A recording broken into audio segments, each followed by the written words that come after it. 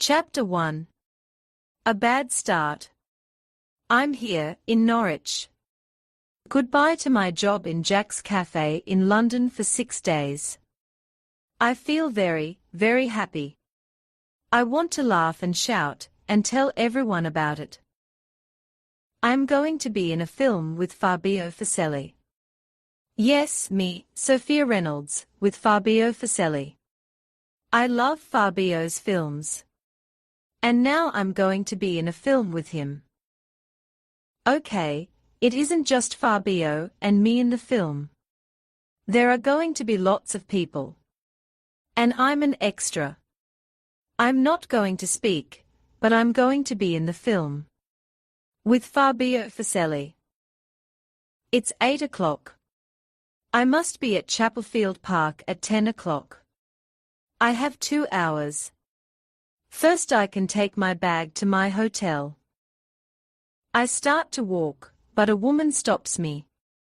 Excuse me. Can you tell me how to get to Bank Street? She asks. I smile at the woman. I don't know Norwich, but I've got a map, I tell her. Thank you, says the woman. The map is big and it's a windy day. My hair is over my face and I can't see. I try to find Bank Street. But the wind takes the map from my hands. Oh! I start to laugh. The woman tries to help, but the wind is taking my map away. Come back here. I shout and I run down the street after the map. The map goes under a bus. I wait for the bus to stop. Then I go and get the map. I walk back up the street, but I can't see the woman. I look for her up and down the street. That's funny, I think. I put the map back in my bag. Then I see that something's wrong. These aren't my things. I say. This isn't my bag. Oh no, she's got my bag. I look up and down the street again, but the woman isn't there. I don't know what to do. Everything's going wrong. First the map, now my bag. Then I see something, a police station. I take the woman's bag and start to run. I run to the police station, and I go in. My bag. I shout at a policeman behind the desk. She's got my bag. You must help me. Please. Chapter 2. Beautiful Eyes. The policeman doesn't look up at me. He's writing something. Sit down please, miss, he says. I don't want to sit down.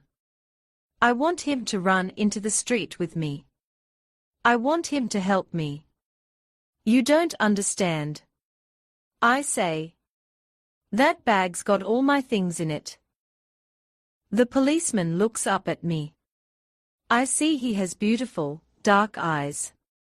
Not like Fabio's eyes, of course. But they are beautiful. What? Why am I thinking about this man's eyes? That woman's got my bag. All these people are waiting, miss, the policeman tells me. Please sit down. I look behind me. There are 3 or 4 people waiting. They all want to speak to the policeman too. But I must be at work by 10 o'clock. I try again, but the policeman just looks at me. Please, miss, he says. I know, I say. Sit down. I go and sit down. And I wait. And wait. After 30 minutes, the policeman asks me to go over. Sit down, please, he tells me. I sit. Name, he asks. Sophia Reynolds. He writes it down. And how can we help you? I tell him about the woman and our bags. Now she's got my bag and I've got hers. I say, and I give him the woman's bag. He takes the bag from me and opens it. There's no name in here, he says. We don't know how to find the woman. What can we do? I ask. The policeman puts the bag down. You must leave it here, he says. Now, tell me what's in your bag, he says. I tell him and he writes it all down. Okay, Miss Reynolds, he says. We must wait for the woman to come in. Come back this afternoon. Or phone us. He writes the phone number down and gives it to me. Give me your number too, he says. I give him my number and get up. Thank you, I say. Goodbye. Goodbye, Miss Reynolds, he says, and then he looks away from me. Next please, he calls. A man comes over. Sit down, please, the policeman says. Mr. Sit Down, I think. That's a good name for you. Chapter 3. Mr. Sit Down. Out in the street I look for Chapelfield Park on my map. Good, it's not far. I can get there by 10 o'clock. I start to walk. Then I hear something and look down. A small boy is next to me. He looks about 3 or 4. And he's crying. Hello, I say. Where's your mother? The boy doesn't answer. He just cries. I take his hand. Don't cry, I say. I look up and down the street, but I can't see the boy's mother. I know what to do. I smile at the boy. Come on, I say. Come and see Mr. Sit Down with me.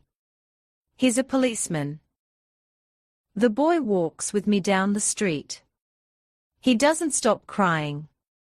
We go into the police station, and everyone looks at us. The boy is crying loudly. My policeman is speaking to a woman at his desk.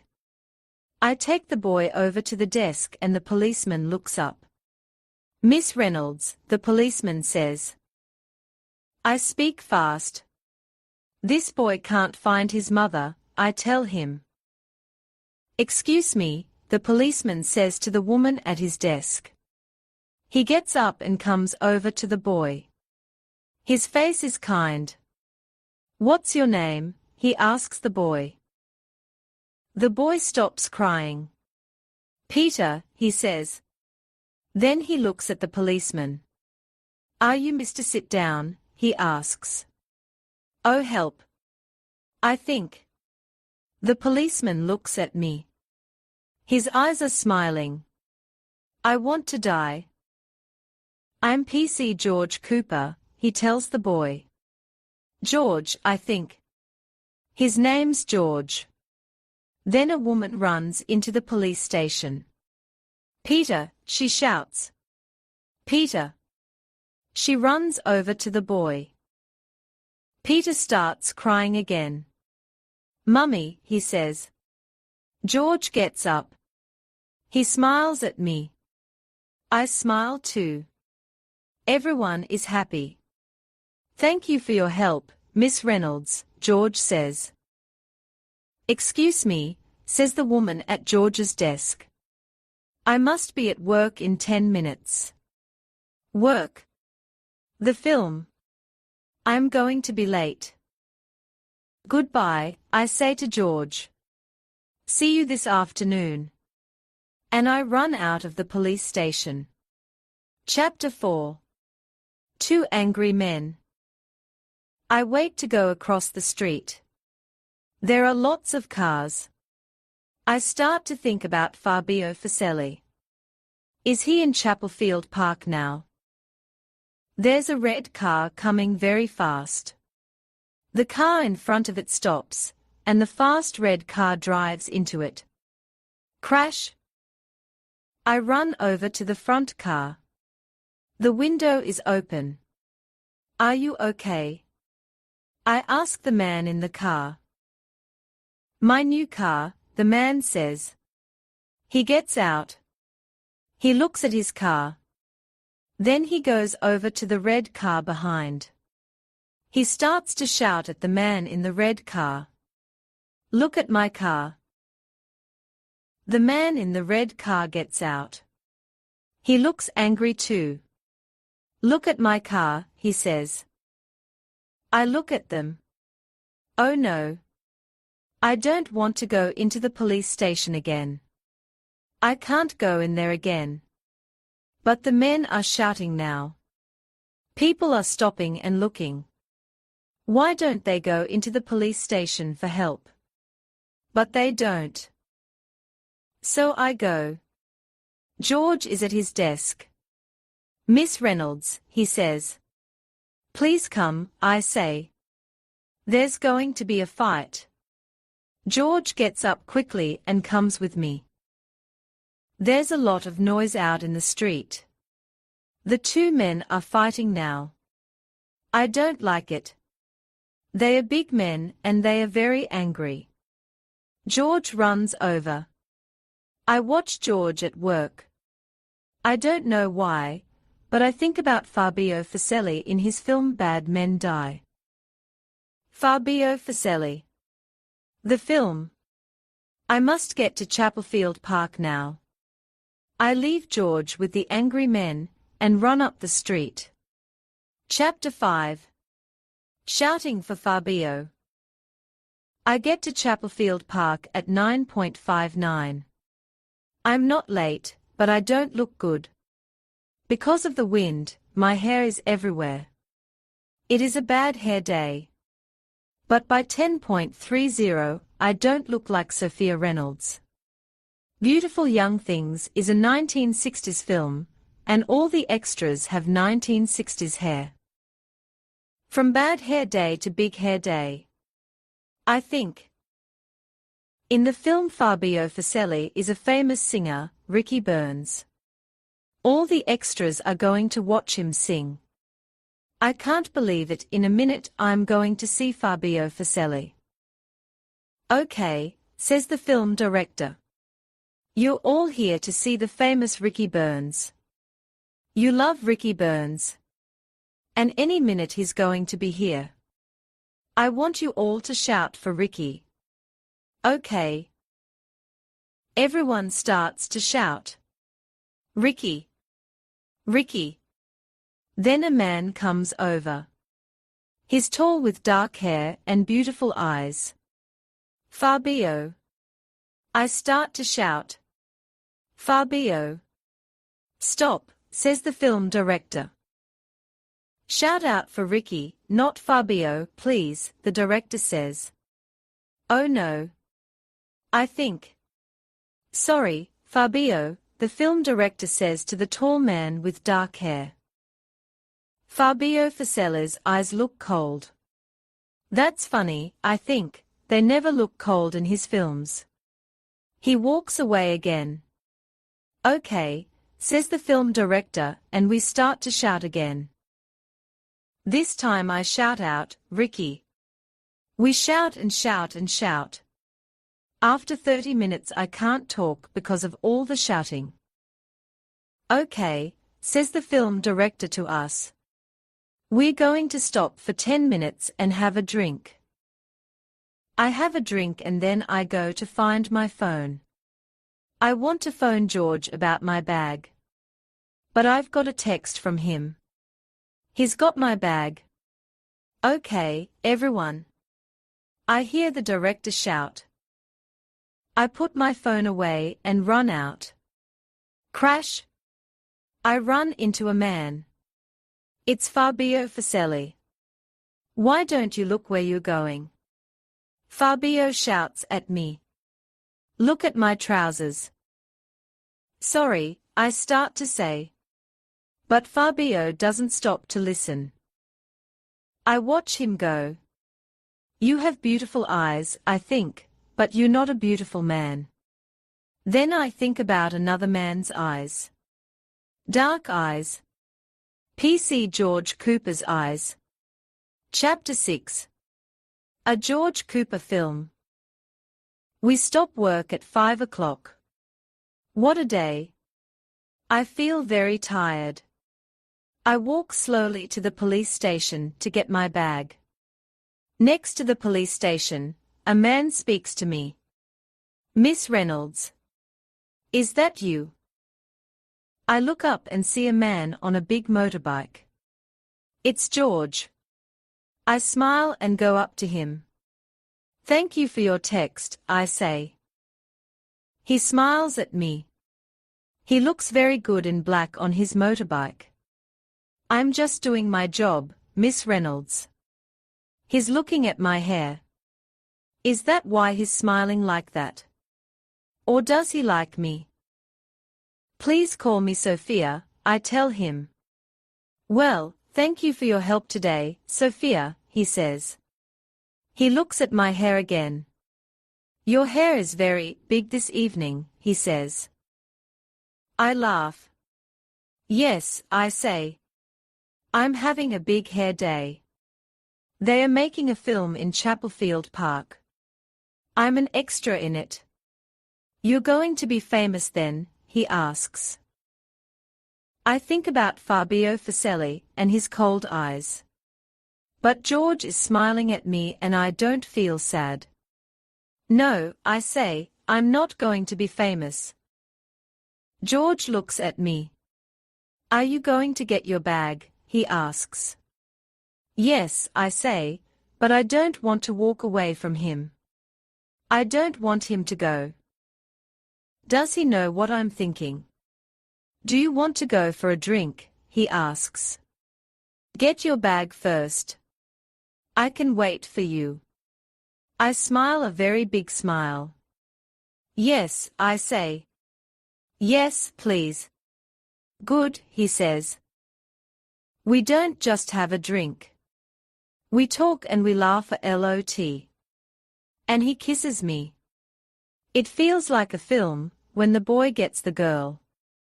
Only this isn't a Fabio Fuseli film, it's a George Cooper film. George Cooper films are very good.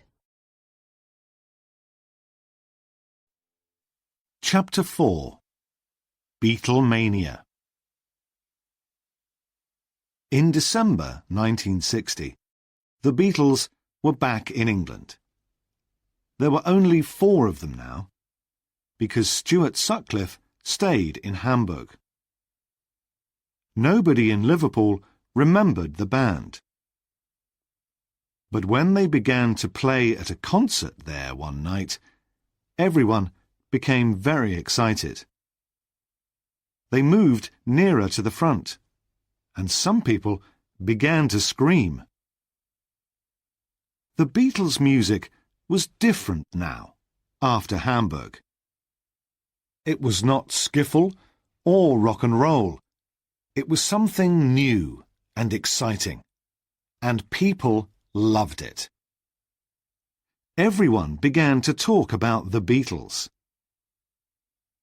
In April 1961, John, Paul, George and Pete played most nights in clubs all around Liverpool, and the clubs sold every ticket. That spring, the Beatles went back to Hamburg for 4 months, and they recorded songs there with a singer called Tony Sheridan. Then, in November, they played in a Liverpool club called the Cavern Club. It was not a big club, and it was hot, dark, smoky and noisy. But some of the best bands in Liverpool and in Britain played there. A young man called Brian Epstein saw the Beatles at the Cavern Club. Epstein did not often listen to bands, and he was not a band manager before he met John, Paul, George and Pete. He had a record shop. But he knew a lot about music, and he loved the Beatles. He came back and watched the band many times in the next few weeks. The Beatles liked him, and he soon became their manager. Epstein quickly changed the Beatles' hair and clothes. They wore suits now, so they looked different from most bands, and people remembered them. Epstein looked for a record company for the Beatles too. Bands become famous because record companies make and sell their records. So this was important for the Beatles. But for a long time, no record companies were interested. Then someone from Decca Records saw the band and liked them. So the Beatles performed for the record company on New Year's Day, 1962. But they did not play well that day, and Decca did not want to make their records. In August 1962, Ringo Starr became the Beatles' new drummer, and Pete Best left the band. John married his girlfriend Cynthia Powell that month too. But he did not see his new wife very much. The Beatles had concerts every night. That summer, they began to play at the Cavern Club all the time. Slowly, more people became interested in Liverpool music. TV and magazine reporters from Europe and the USA visited the club, and they began to talk about Liverpool music, or liverpop. After a lot of work, Brian Epstein now had a record company for the Beatles. Parlophone, EMI, began to record their songs.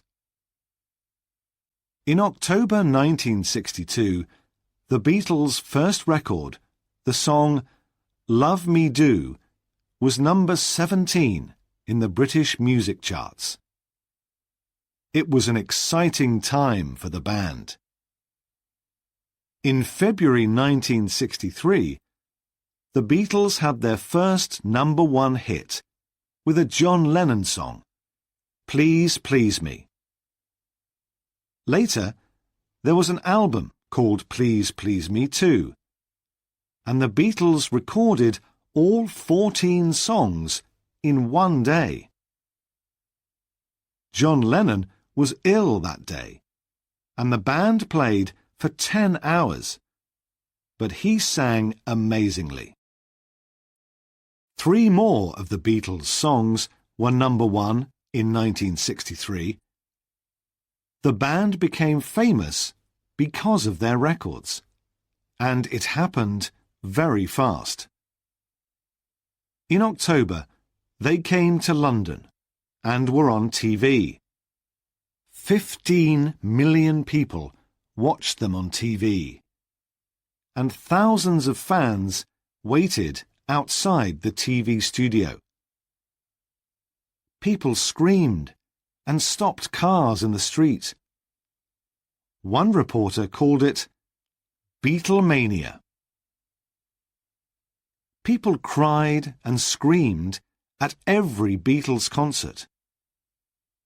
Fans waited outside their hotels too, sometimes all night in the cold and rain. In the Beatles' first film, A Hard Day's Night, John, Paul, George and Ringo run away from their fans. In Britain, that was their life. People loved the Beatles because their songs were great, and you could easily remember and sing them. The Beatles were young, like their fans, and they looked good too. But the Beatles became famous because they worked very hard. They played or recorded 7 days a week. And John and Paul wrote new songs at night in their hotel rooms. Between 1960 and 1964, the Beatles performed for about 1,200 hours. Most bands do not play that much in their lives. In November 1964, the Beatles did a big concert in Liverpool. Thousands of fans were in the streets, and more people stood in windows and on roofs. "We want the Beatles!" people cried, and the noise was amazing. These 4 young men from Liverpool were now Britain's most famous faces. Chapter 5. World Famous. In the autumn of 1963, a famous American magazine laughed at British Beatles fans for their crying and screaming. But soon, Beatlemania arrived in the USA. In February 1964, the Beatles song "I Want to Hold Your Hand" was number 1 in the American charts. That month, when the Beatles went to the USA, 5,000 fans waited for their plane at New York's John F. Kennedy Airport. On the 9th of February, 73 million people watched the Beatles on the famous Ed Sullivan Show on American TV. In the New York studio, people screamed when the Beatles began to play. Outside, thousands of fans stood on Broadway and 53rd Street. No one could get through the streets. American stars like Elvis Presley were famous in Britain. Now, suddenly, Americans loved a British band. Later, British bands and singers like the Rolling Stones and Elton John became famous in the USA too. But it all began with the Beatles, that night in New York City. The Beatles played 2 concerts on their first visit to the USA, in Washington, D.C. and New York City. But they came back again in August 1964 for a 1-month, 30-concert tour of Canada and the USA. On the 23rd of August 1964, the Beatles performed at the Hollywood Bowl in Los Angeles. After the concert, they met some of Hollywood's rich and famous. When John was a boy, he watched these film stars in the Walton Cinema with his cousins. Now, they wanted to meet him. In the next 2 years, the Beatles went on tours to many countries, and there was Beatlemania around the world. People nearly died in crowds in the Philippines. In New Zealand, hundreds of fans stopped the Beatles' car, and they could not get out. In Tokyo, the band could not leave their hotel because there were thousands of fans outside.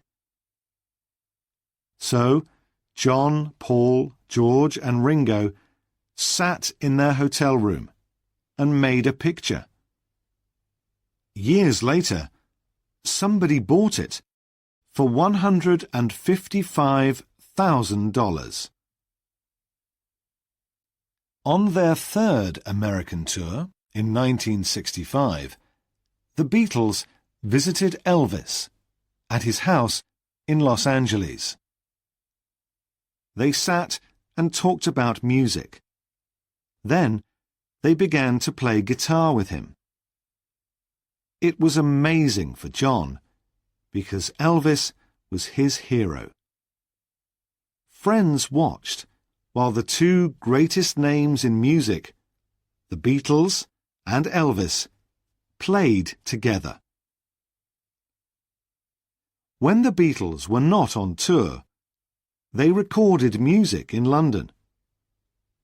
Between 1963 and 1965, they made 6 albums, and lots of their songs, like Can't Buy Me Love, A Ticket to Ride, and We Can Work It Out, were number 1 in Britain and the USA. Thousands of people bought the records, and fans could buy Beatles t-shirts, guitars, magazines, and lots more things too. The Beatles became very rich, and John Lennon bought a big house and a very expensive car. The money was great, but some things were not easy.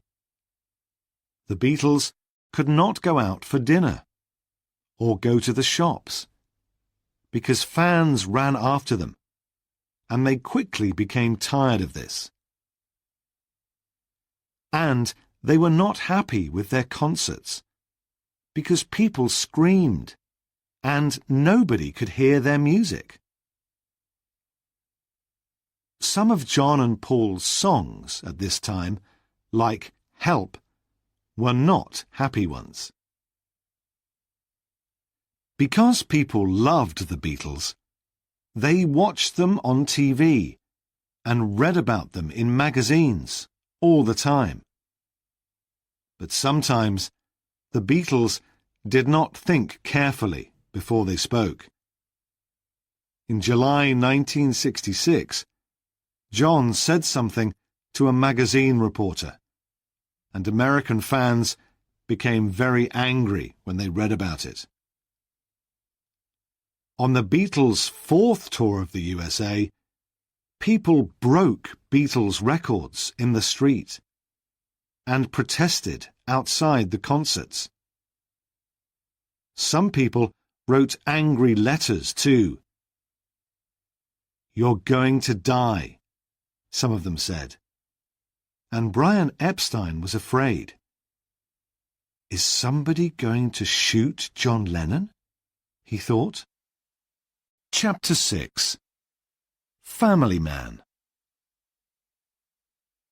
In April 1964, a man walked into Brian Epstein's office and said, "I'm John Lennon's father."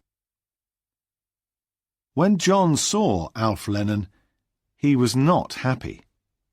He thought, "Do I want to meet my father again after 19 years? Why did he go away all those years ago? Why did he not visit or write?" John could not forget these things. He met his father sometimes after that, but they never became good friends. John's family life was not easy. He and Cynthia had a son now, called Julian. John wanted to be a good father to Julian, but he did not have much time with his family.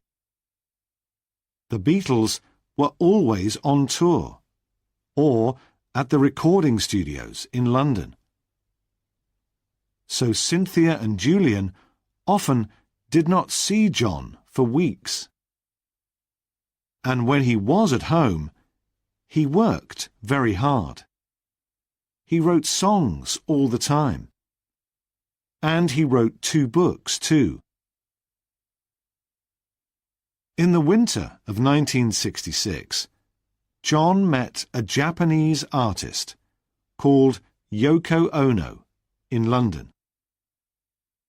They soon became very good friends. Yoko was 7 years older than John, but she was very like him. She was an artist and musician too. And, like John, Yoko had a young child, a daughter, called Kyoko. John and Cynthia soon broke up. And after that, he was with Yoko all the time. They made art together, and Yoko came to the studio when the Beatles recorded their music. On the 20th of March, 1969, Yoko and John got married in Gibraltar.